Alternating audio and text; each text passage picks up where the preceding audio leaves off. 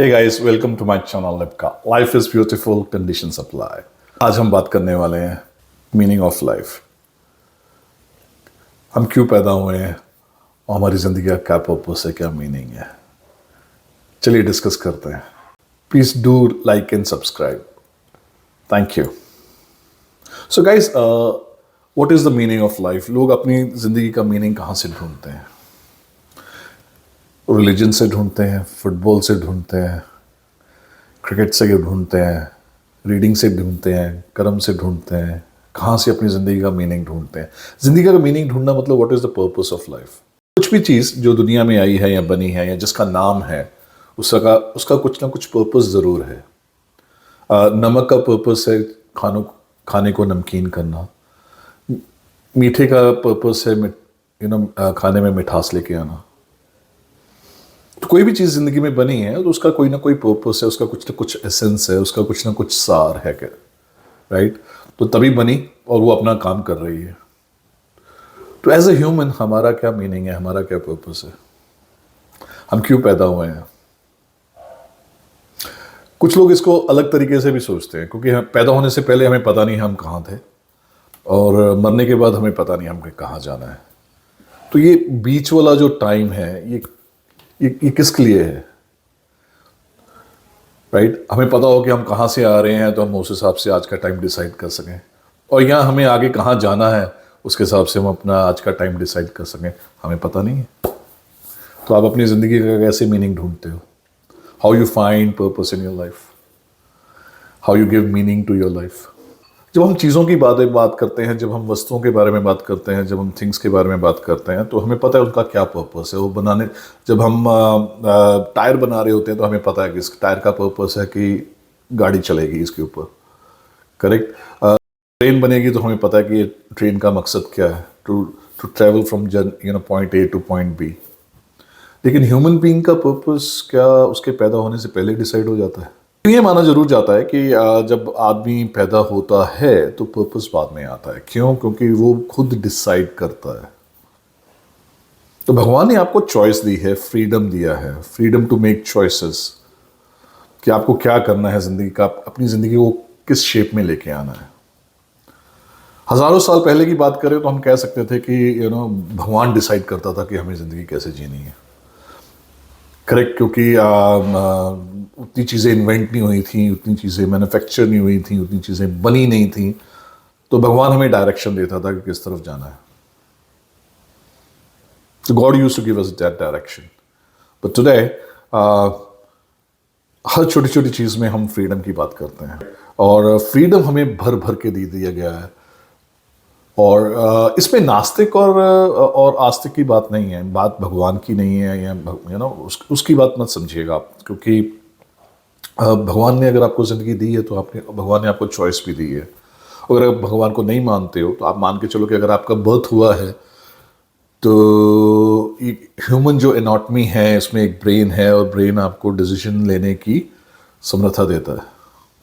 वो आपको आप चॉइस ले सकते हो कि आपको क्या करना है, क्या नहीं करना है, क्या अच्छा है, क्या बुरा है, शादी करनी है, नहीं करनी है, बच्चे पैदा करने हैं, नहीं करने हैं, कितने बच्चे पैदा करने हैं, है ना? करेक्ट? इससे रिलीजन का क्या लेना देना? कोई रिलीजन का कोई लेना देना नहीं है, ठीक है? तो वही मैं कह रहा हूँ कि आपकी जो एग्जिस्टेंस है उससे हम उसको थोड़ी देर, रिलीजन को थोड़ा बाहर रख लें, आस्तिक और नास्तिक चीज़ को थोड़ा बाहर रख लें, तो बेसिकली क्या है, एक फ्रीडम है। तो जब आपको अबंडेंस में फ्रीडम मिल जाता है कि आपको अपनी ज़िंदगी के साथ क्या करना है, तो राइट डिसीजन आपको लेने हैं। इसीलिए लॉज, इसलिए वर्ल्ड ऑर्डर बनाया जाता है, ताकि हम अपने जो भी पर्पस ढूंढते हैं, मीनिंग ढूंढते हैं लाइफ में, उसके लिए हमारे पास फ्रीडम है, freedom to make choices, right और wrong, up to you. Guys, ये भी डिपेंड करता था कि आप किस एरा में पैदा हुए हो, किस टाइम पे पैदा हुए हो। अगर हम यही 100-200 साल पहले 100 साल पहले पैदा हुए होते तो शायद हम फ्रीडम फाइटर होते इंडिया में। आज हम थोड़ा अलग ज़िंदगी जी रहे हैं, हमारी चॉइसेस कुछ उस हिसाब से हो गई हैं, करेक्ट? तो ये भी डिपेंड करता है कि आप किस एरा में जी रहे हो और आपको किस हिसाब से आगे डिसीजंस लेने हैं। बट मैं इतना ज़रूर कहूँगा कि what the choices you have to make, it is your choice, and it should be a right choice, ना वो डिसीजन किसका होगा कि इट्स राइट और रॉन्ग, वो भी आपका है। करेक्ट।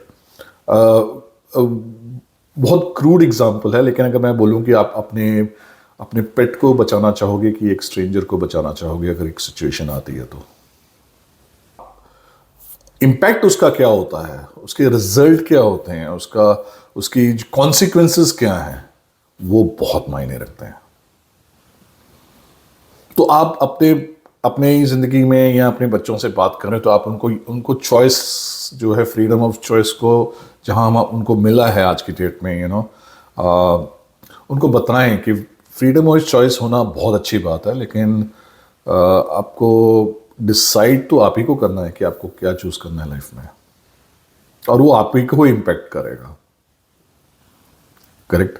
लेकिन हमारे इंडियन कल्चर में कह लो या हमारी सोसाइटी में कह लो कि ऐसे पेरेंट्स हम लोग बहुत वरीड होते हैं कि इनका आगे क्या होगा, कैसे रहेंगे।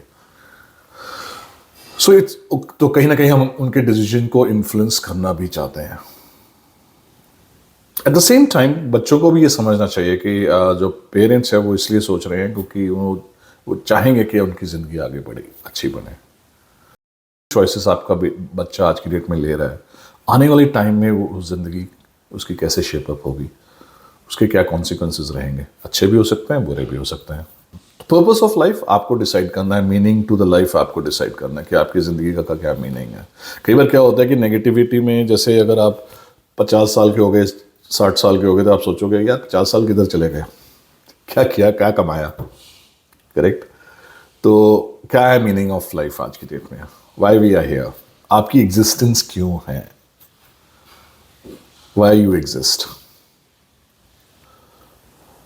Don't get forced, don't get pressurized, don't get stuck with your surroundings. Take decisions, take right decisions. You have a freedom to do that, but understand the difference between right and wrong and what is good for you. No choice is bad, only consequences are good and bad. Keep watching my videos, guys, and please do like and subscribe. Jai Ho.